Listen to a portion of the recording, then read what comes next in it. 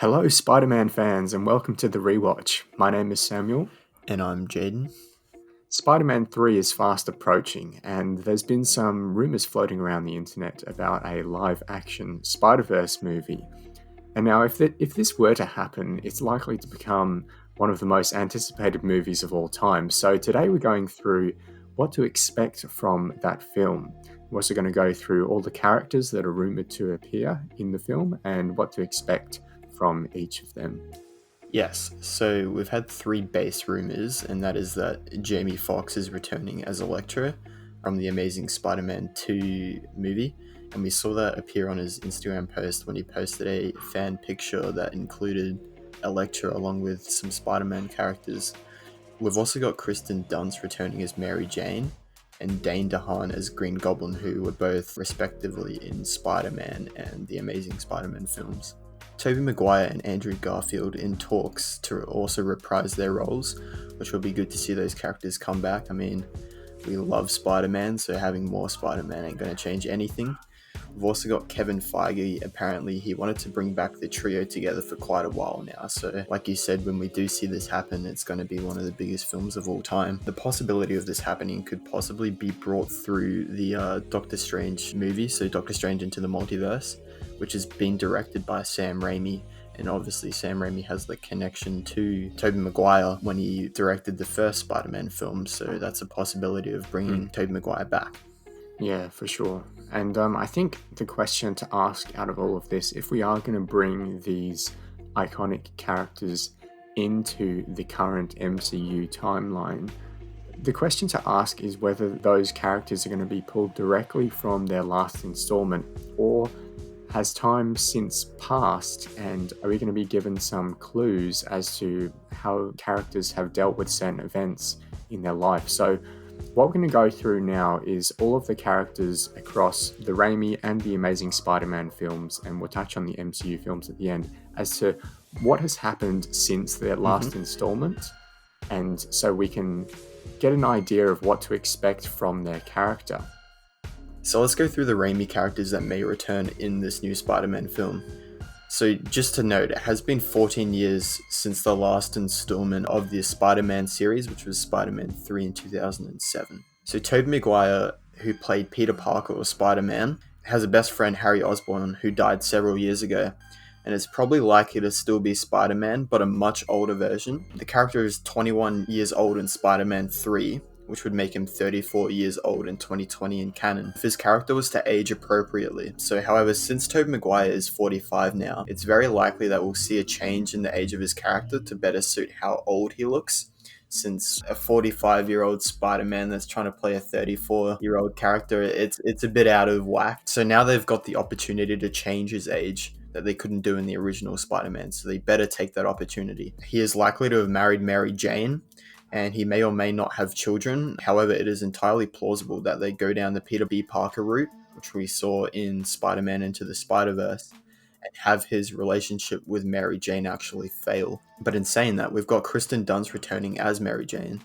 So she's currently 38 years old, and in the universe, her character would be the same age as Peter, which is 34 years old in the present year. So it's likely that her character has married Peter, and she may or may not be a failed actor or a successful actor, depending on how that transpired through the events preceding the last film. So the potential villain to bring back is Venom. So Venom's still alive, but Eddie Brock is actually dead. So Eddie Brock's dead, but the Venom symbiote is not. So there exists a possibility of bringing the symbiote back and returning that. So if this is true, Tom Hardy's Venom that we've seen in the 2018 film is essentially ruled out of the film, because we can't have two Venoms in the same... Well, we can have two Venoms in the same universe, but two Eddie Brocks will just get a bit confusing, and they'll probably have to make that trade-off, taking Tom Hardy's Venom out of the picture and bringing the other one in. Yeah, it just wouldn't make sense. All right, moving on to the Amazing Spider-Man universe. So the character that's rumored to return, I guess, is Andrew Garfield. We've also got Dane DeHaan and Jamie Foxx. So let's go through those. Important to note that it's been 7 years since the Amazing Spider-Man 2, which was the last installment in this franchise, in this universe. So we'll go through Andrew Garfield first, obviously Peter Parker.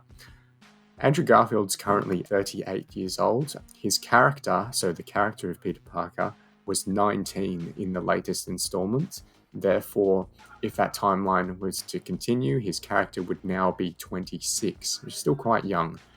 So obviously in the last installment, Gwen Stacy died, and that was a major thing for Peter's character.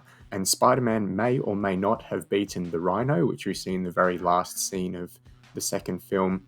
And the Sinister Six was teased, so Spider-Man may or may not have beaten them as well. It's likely that he's developed a relationship with Mary Jane, who is played by Shailene Woodley, who was cut out of the second film. So we may see her, perhaps. Another character who's rumoured to come back is Dane DeHaan as Green Goblin. Now, Green Goblin is alive at the end of The Amazing Spider-Man 2. Obviously, he's responsible for the death of Gwen Stacy, so there's going to be some bad blood between Green Goblin and Spider-Man. At the end of the second installment as well, Dane DeHaan's Green Goblin is teased to be orchestrating Sinister Six in that universe. So it's going to be interesting how they deal with that.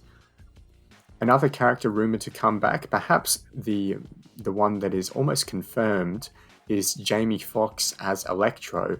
Now, whether Jamie Foxx comes back as this Electro or perhaps a new interpretation of the character is yet to be seen.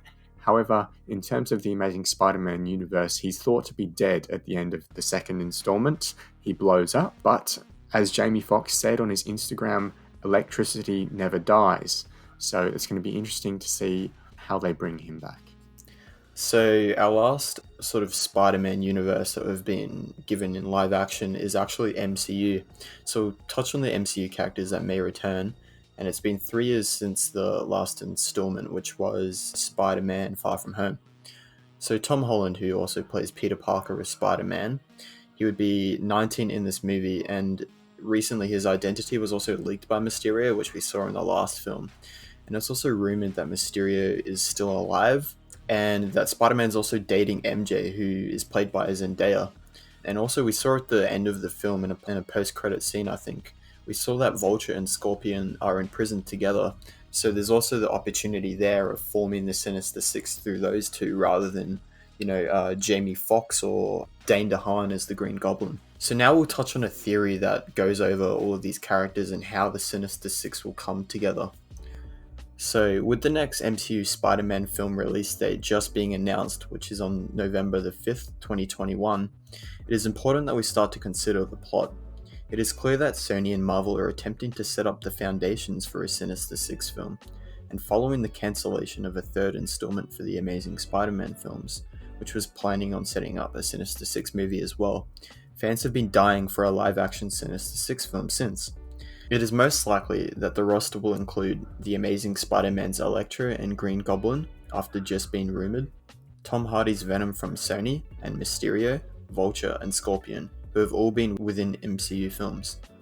It is also a possibility that Morbius will be in this film, considering that there is an 8-month gap between the release of Morbius and the MCU's Spider-Man 3. Now, obviously, we haven't gone into too much depth here, sort of just tracked the characters' progress in their separate universe and to see what may unfold in this live-action Spider-Verse film. However, within the next week or so, we'll be releasing another video that takes a deep dive into what we want from it and all of the speculation that will occur there. Lots of fanboying to be had between the two of us, because I think if this does come out, this is going to be mind-blowing. huge. It's probably on the massive. same spectrum as, Endgame or Infinity War. Yeah, for sure. And there's been no setup to it whatsoever. It came out of the blue. So stay tuned for that, everyone. Thanks for watching. That's all for now. We'll catch you next time.